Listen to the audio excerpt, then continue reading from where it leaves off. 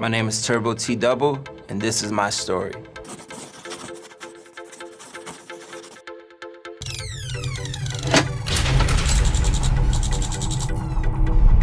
So this story takes place in the summer of 2012. It was my first time in Europe, and I was performing my first European show in Dublin, Ireland, at the Grand Social.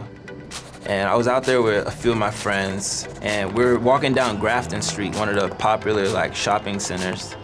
And Elliot actually identifies Andre 3000. He was shooting the Jimi Hendrix biopic. And he says, Turbo, look over there. And I look, and sure enough, it's him in disguise, though. He was wearing denim, blue denim top, blue bottom. I believe he had sunglasses on. I believe he had an afro, and then the guy with him, an Irish guy, but he was wearing all the yellow, green, and red. He was handicapped in a wheelchair, and they were talking for a long time.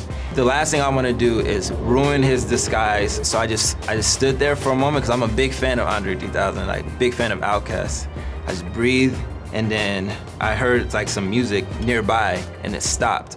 And I turn over to my right, and there's a guy playing his guitar, asking for money. I go up to the guy, I'm like, hey, how you doing? My name's Turbo. Can I have 5 minutes of time on your microphone? Here's €4. He's like, oh yeah, for sure. So I get the microphone, and I introduce myself to everybody on the street. Yo, my name is Turbo T Double from Louisiana, raised in California. I'm performing tonight at the Grand Social. It's my first European show. I just wanted to rap for you guys real quick. I proceeded to do a verse, one of my more difficult verses. It was like a remake of Rigor Mortis by Kendrick. So it was no breathing, straight through. As I'm rapping, I'm still observing what's going on. I'm still listening, and I notice a crowd of people are coming in. So as the crowd is gathering around, right on cue, my boys are giving the people yeah, this is the performance tonight, Grand Social. And towards the end of the performance, in my peripheral, I know Andre 3000's there, and I notice he walks to an alley off to the side while I'm finishing up the rap. I finish the rap, I tell everybody to come to the show. People are coming up to me, I'm speaking briefly, yeah, thank you, I appreciate that. And I proceed to walk in the opposite direction of 3000.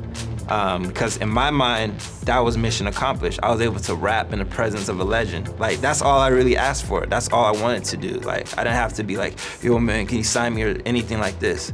So I was very content, and I went to go to the left. As I'm walking to the left, I look to my right, and 3000's right there, waves me over. And at this moment, I look around, and I'm the only one there. I go over to him, he's like, my name is Andre. And I'm like, 3000?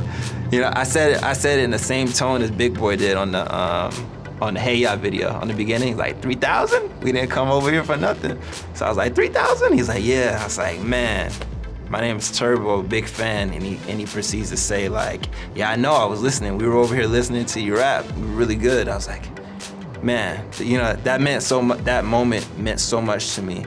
I proceeded to rap his verse on Humble Mumble to show that I wasn't I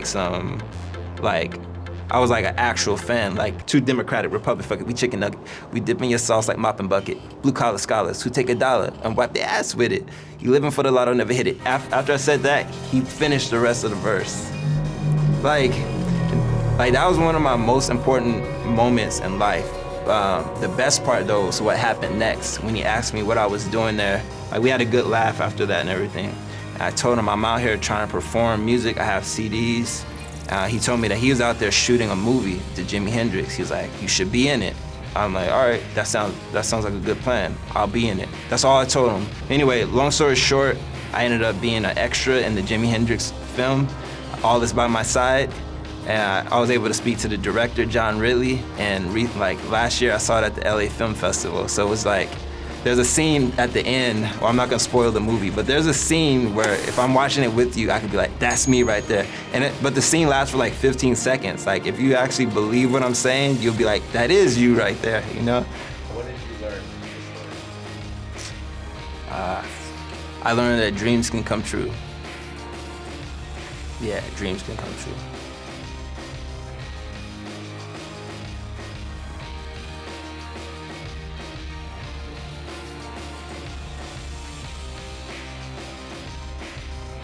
Diplo just finished on the main stage, no, Major Leagues, like all of them. And then it's like a monsoon. No exaggeration, the biggest rainstorm I've ever seen. And everybody rushes into the tent.